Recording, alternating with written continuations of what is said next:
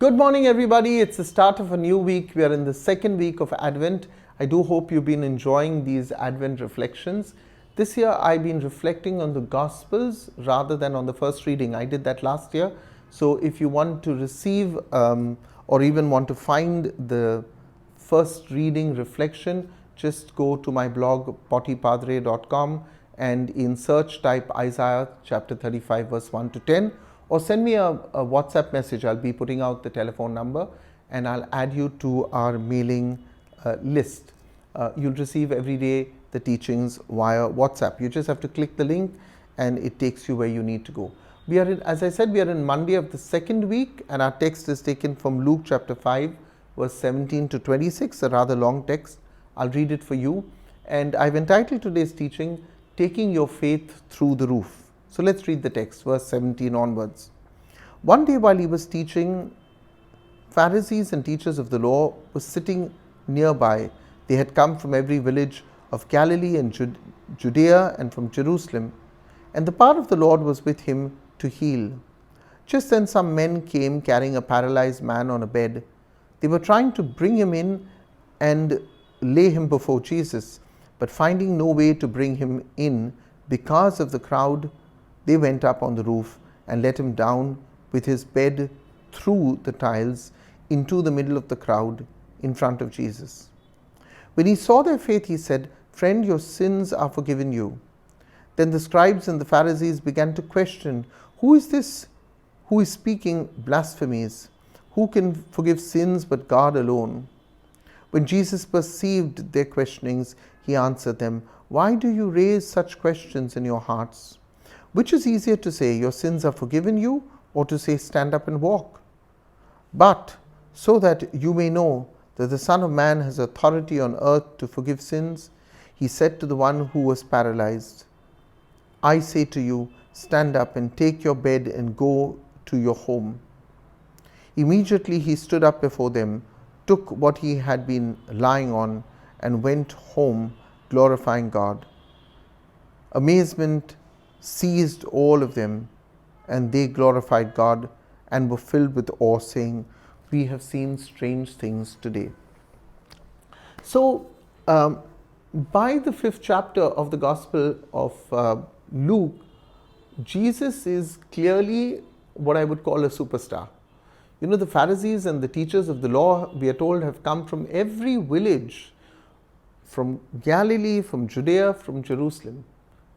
So Jesus is really the emerging national icon of religious life, and really he has become the go-to man for healing and preaching.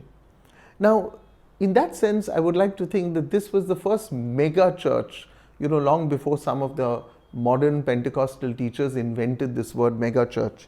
Jesus already had a mega church, no structure. It was a church that walked. Yet, even the Messiah is not immunized from human pettiness. The religious leaders have come to him perhaps hoping for an ally to boost their religious world. And yet the miracle that he has performed eludes them. Why? Because they chose to trip over the technicalities of his words rather than be blessed with his heart. Now, Jesus has just called his disciples. We know this because we look at chapter 5, verse 1. After that, he's cleansed a leper in chapter 5, verse 13. And now a faith-filled bunch of men come with a paralyzed man. Now, interestingly, Luke's gospel does not mention how many they were. We assume there are 4, but in the Gospel of Luke, it doesn't say how many. But it does indicate that these men were faith-filled. Actually, Jesus himself acknowledges their faith, which is a beautiful thing. In chapter 5, verse 20, he acknowledges their faith. Imagine if Jesus did that for us and said, "Wow, Warner, I want to acknowledge your faith." Now, these super achievers, as I call them, can't take no for an answer. I mean, imagine shoving your way through a crowd with a paralyzed man only to find there's no way in. So their plan A had to be improvised, and someone's roof just got ripped off. So this is the go-getting faith I think we are called to have. Stop at nothing. If you have to get to Jesus, stop at nothing. So hard work coupled with faith is rewarded in the gospel today. There are no words exchanged between Jesus and the men who by now must have been, peering down from the roof at Jesus to see what he was doing. But Jesus doesn't question them. He doesn't say, "What's your name? Which village have you come from? Why are you disturbing me?" There's no conversation. Jesus also does not need prodding or direction.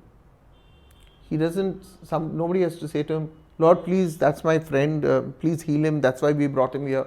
No, he sees the actions of the friends, he deals with the spiritual need of the penitent, and he heals the paralytic. As simple as that. He doesn't need prodding. Jesus knows what to do. You don't have to tell him. You can tell him, "Lord, this is my wish," but you don't have to give the directions of how that wish has to be fulfilled. He knows what he has to do. Now, amazingly, this is intercession on feet. Yeah, intercession on feet. The men intercede, and that teaches us the power of intercession, even for someone who may not believe in Jesus or thinks that Jesus can't work a miracle for them. Interestingly also is the fact that at first Jesus does not give the paralytic a healed body. Jesus knew what the man's real need was and what his greatest need was. His sins had to be forgiven first. Think about it. What good would it be if the man had 2 legs and then he took those 2 legs straight into hell with him?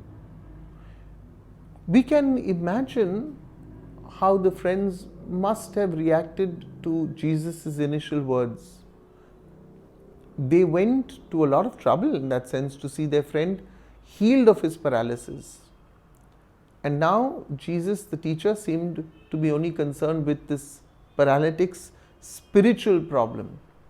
But Jesus first addressed the man's greatest need. And the greatest need is often the common root of all pain and suffering. That is our sinful condition. Jesus healed that sinful condition. And then, to make a point, he also healed his body. Now, there should have been a round of applause. The Pharisees, the scribes should have been on their feet clapping for Jesus. Yet, rather than see the miracle, they question the words he has spoken. How can you say your sins are forgiven? For them, this was blasphemy. Now, to understand what is happening in this gospel scene, we have to realize the perceived close relationship in those days between sin and illness or sickness. Yeah, these two were seen as interlinked with one another. Sickness, especially something that was chronic like paralysis or blindness, was often presumed to be the result of punishment for sin.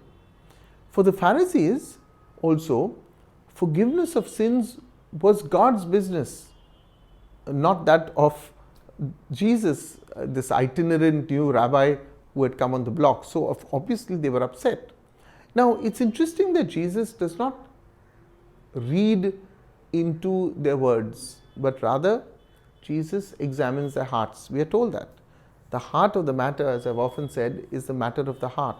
If your heart is rotten, your thoughts are rotten. Jesus is also no fence sitter or people pleaser. He knows what's going on in the hearts of the Pharisees and he tackles their heart. He says, "Why do you raise such questions in your heart?" The simplicity of faith is often shrouded in the complexities of doctrine, and Jesus debunks their doctrinal approach for a very practical spiritual solution. So I want to ask you this: which do you prefer to hear? Would you prefer to hear Jesus say, "Your sins are forgiven," or would you prefer to hear, "Pick up your mat and walk"? Think about it. The Lord who permits you to take your mat and walk is the one who can forgive you. Can you allow yourself to accept such a simple religious thought? That's a question you need to ask yourself. There is a wonderful healing power in the words of Jesus, in the promises of Jesus. for those who come to Him in faith. We do not know about the faith of the paralytic, but we certainly know about the faith of his friends. And this could be your prayer today in the season of Advent.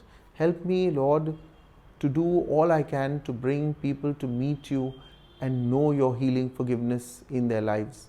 But let me do that sensitively. I want to wish today two people very quickly. My dear friend Sean, who lives in Delhi and also lives in Goa, with his beautiful wife Sherlan and his two children. Happy birthday, Sean. God bless you. Such a wonderful relationship we've had over your days as a youth in Mount Carmels. And also I want to wish today Joynel Fernandez, who's the assistant director of our museum. For those of you who've been to our museum, you'll see that Joynel does the most fantastic job.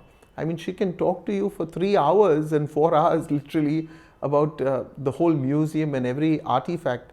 I often think we pay such large sums of money when we go abroad to get a guide, and Joynel does it from her heart, so willingly, so joyfully. So happy birthday, Joynel.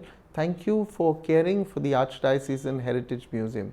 God bless you all, those of you who are watching. As I said, if you want to make a contribution to this ministry, you'll see the number that flashes at the end of this message. You can send me a WhatsApp message and I'll send you the details. Bye everybody. God bless you. Don't forget to like this video. See you tomorrow.